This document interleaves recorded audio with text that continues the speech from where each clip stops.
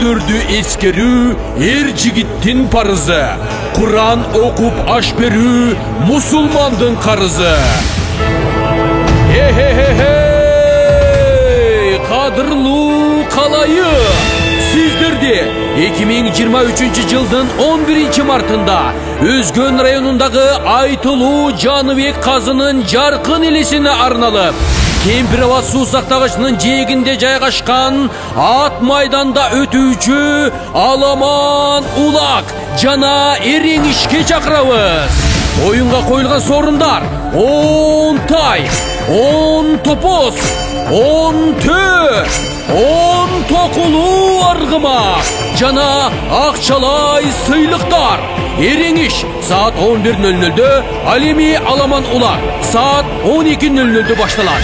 Эскертүү: тек чип колдонгондор жана жерге түшүп улак көтөргөндөр оюндан четтетилет.